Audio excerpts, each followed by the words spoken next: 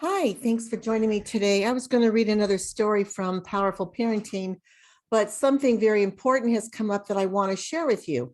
Monday night, I went to a Fathom event, and it was on the topic, whose children are they anyway?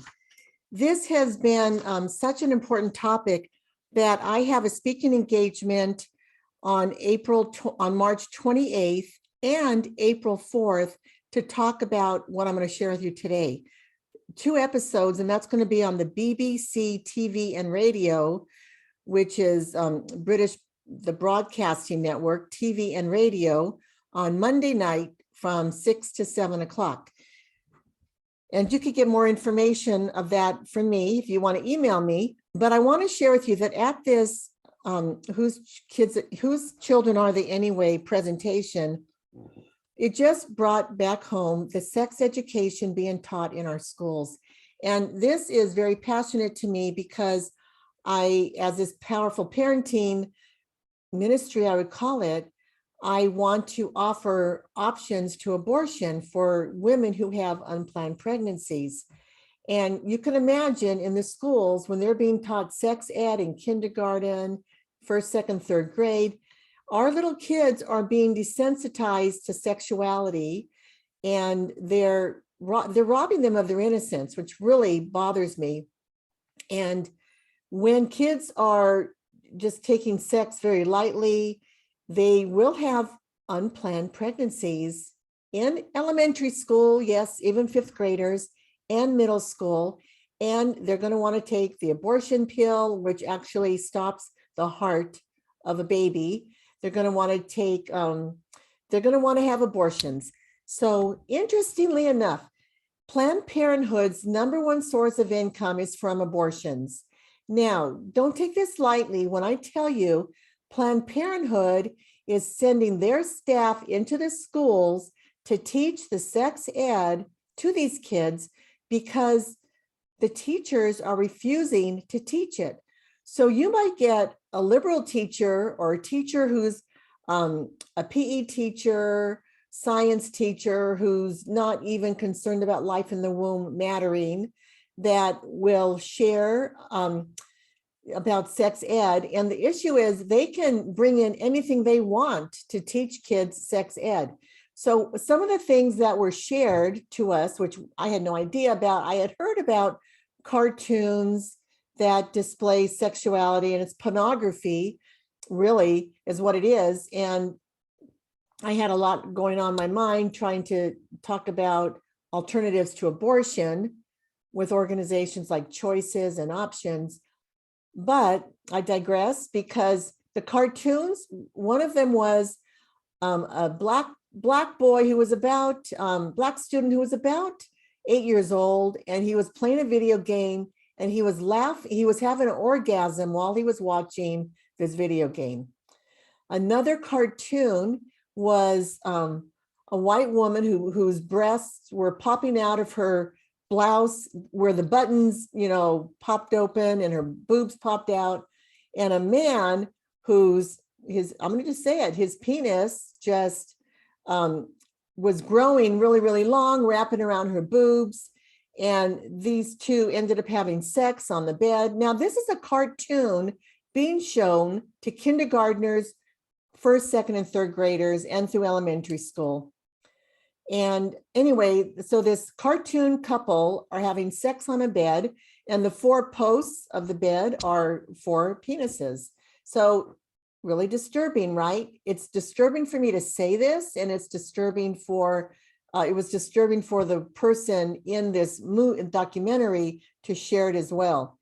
And one of the other things they shared were the teachers are encouraged to make games out of the sex ed. So you have 4th graders being given condoms.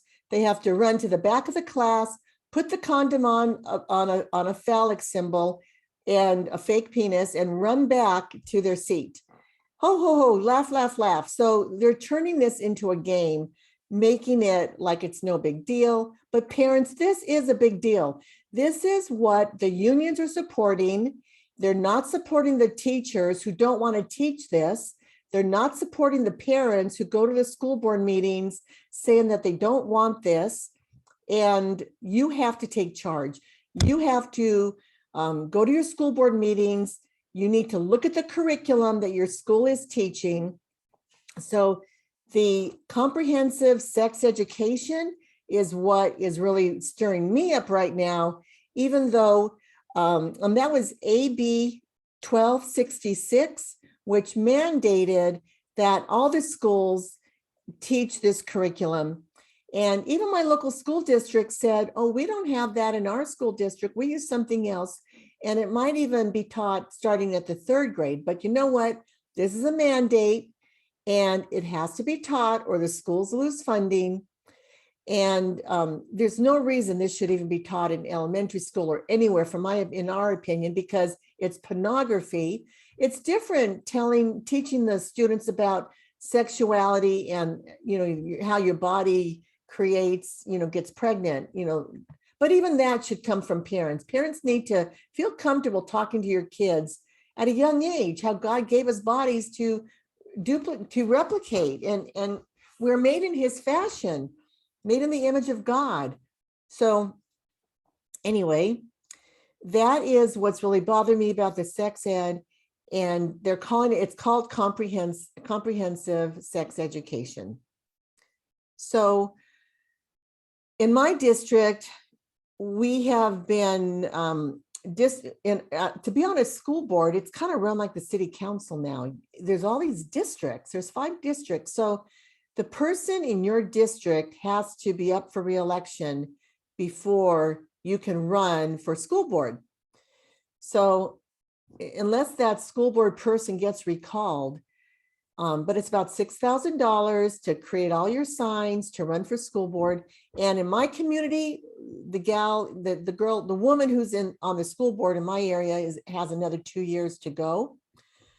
So you need to look at your school board and see how your school boards run and consider running for school board. Because when I talk to board members about this, they don't have any information about it. And even when people were running for election in another neighboring community, I reached out to someone because I want to get my reading program in different districts. But this woman running for school board had young children, and she had no idea about this comprehensive sex education. And I'm saying I certainly wouldn't vote for someone who wasn't informed about sex education. Someone who wasn't informed about all these other bills. Let me see what we have here. We have Senate Bill 871, which was going to have mandatory vaccinations for COVID for all students.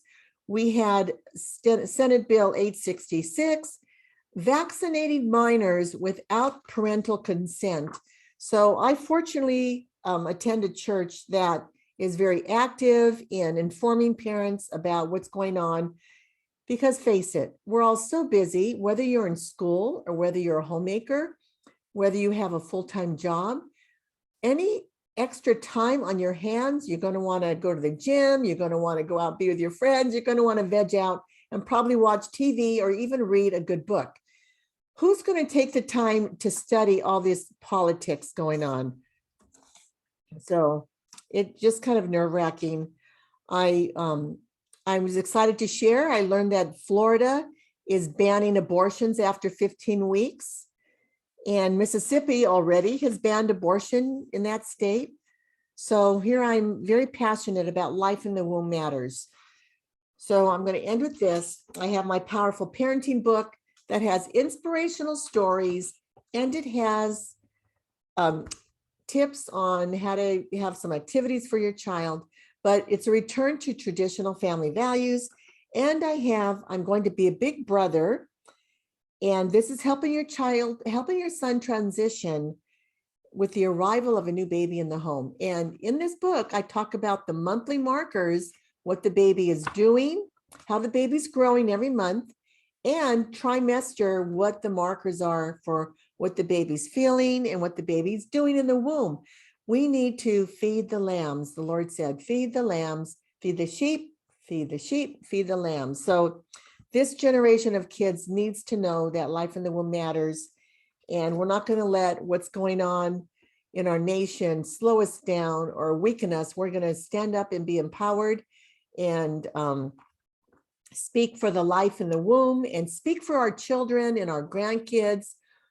And parents, I'm here for you. You need support. My kids are up and out of school. They've graduated, but now I have 23 years of teaching background, and I'm not going to ignore the needs that you have. Others were there fighting for us, so I'm going to be there fighting for you. So anyway, if this has inspired you in any way, would you please buy our book on Amazon and reach out to me?